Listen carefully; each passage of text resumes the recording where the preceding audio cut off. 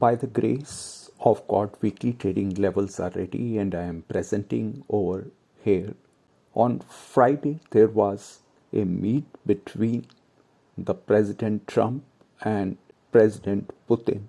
And while reporting, President Trump does half-hour interview on Fox and reveals almost no details of what summit with Russia's Putin accomplished.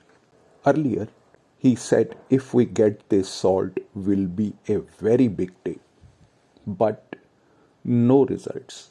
On macroeconomics, the consumer price index CPI and the producer price index PPI are the two key economic indicators that measures price change in the US economy. The CPI measures price level for basket of consumer goods and services, while the PPI measures price change at earlier stage of production price paid to domestic producers for their output. The latest data of CPI and PPI reports are released this week and showed a stark contrast in the data versus the market participants' expectations. The CPI showed a modest increase that was much in line with what economists expected.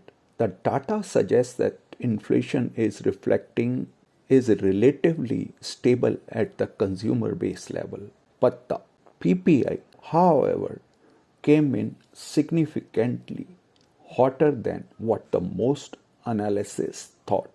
The differences in the data raise some interesting questions about tariffs and Fed policies moving forward. Let's see what's going to happen. With these words, lots of love, blessings, happy trading and happy investing to all my students.